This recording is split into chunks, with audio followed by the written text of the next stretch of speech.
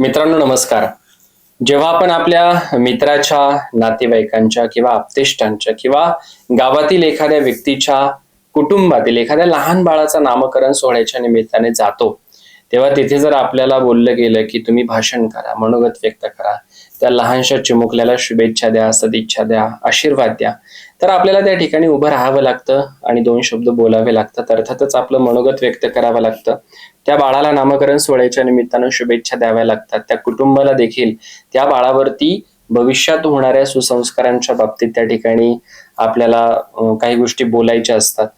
तर ह्या बोलत असताना नेमकं कशा पद्धतीने बोललं पाहिजे, सुरुवात, मध्य आणि शेवट कसा असला पाहिजे, कोणत्या गोष्टी आपण नामकरण सोहळ्याच्या या कार्यक्रमामध्ये भाषणाच्या दरम्यान बोलू शकतो, याचाच एक सुंदर असा नमुना आपण ज्ञानामृत अकॅडमीच्या माध्यमातून आपल्या सर्वांसाठी घेऊन आलेलो आहे. मला विश्वास आहे की आपण सर्वजण ज्ञानामृत अकॅडमी या युट्यूब चॅनलला ज्या पद्धतीनं प्रेम देत आहेत त्याच पद्धतीचं प्रेम आमच्या इंस्टाग्राम पेजला सुद्धा द्यायला विसरू नका.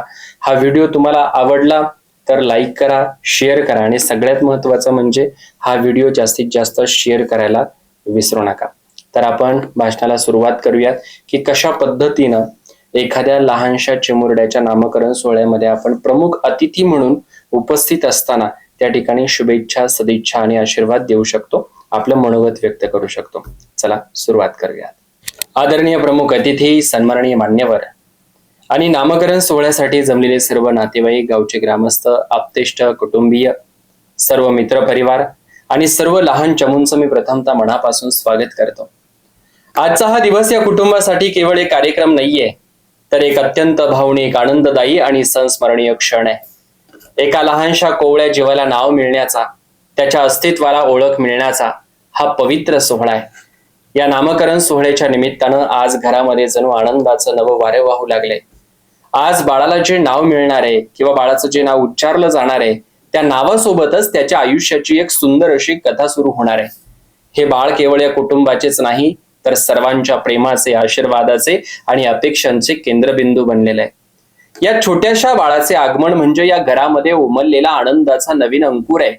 आजी आजोबांच्या डोळ्यांमध्ये दिसणारा अभिमान, आईच्या चेहऱ्यावरची माया, वडिलांच्या मनातील जबाबदारीची भावना आणि काका काकीच्या आनंदी हास्यामध्ये दिसणारा आपलेपणा, हे सगळं काही या बाळाभोवती प्रेमाचे सुंदर वलय निर्माण करत आहे. आजोबांसाठी हे बाळ म्हणजे त्यांच्या अनुभवांचे पुढचे पान आहे. आजींसाठी हे बाळ म्हणजे मायेचा अखंड झरा आहे. आईसाठी हे बाळ म्हणजे तिच्या हृदयाचा ठोका आहे. तर वडिलांसाठी हे बाळ म्हणजे त्यांच्या स्वप्नांचा वारसा आहे. काका काकींसाठी हे बाळ म्हणजे घरामध्ये नवा उत्साह, नवी ऊर्जा आणि नवे हास्य घेऊन आलेला आनंदाचा स्रोत आहे. या कुटुंबाने या बाळाला ज्या प्रमाणे स्वीकारलेलं आहे त्या प्रेमातच त्याचे भविष्य सुरक्षित आणि उज्ज्वल आहे असा मला पूर्ण विश्वास आहे. कारण जेव्हा घरामध्ये प्रेम, संस्कार आणि एकोप्याची पायाभरणी असते तेव्हा त्या घरामध्ये वाढणारी प्रत्येक पिढी हे केवळ यशस्वी नाही तर सुसंस्कार रहित सुद्धा होते. आपण सर्वजण मनापासून अशी अपेक्षा करूयात की हे बाळ मोठे होताना केवळ बुद्धिमत्तेनेच नव्हे तर आपल्या उत्तम सुसंस्कारांनी, विनम्रतेने आणि माणुसकीनेही सर्वांची मन जिंकेल.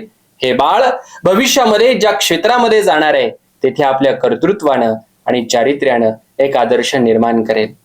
या लहानशा पावलांनी या घरामध्ये प्रवेश केल्यापासूनच जणू भविष्याच्या मोठ्या स्वप्नांची चाहूल लागलेली आहे. हे बाळ उद्याच्या जगामध्ये एक सुजाण, संवेदनशील आणि जबाबदार नागरिक बनेल असा आम्हा सर्वांना आशावाद आहे. आज या नामकरण सोहळ्याच्या निमित्ताने आपण सर्वजण मिळून या बाळावरती प्रेम, आशीर्वाद आणि शुभेच्छांचा वर्षाव करूयात.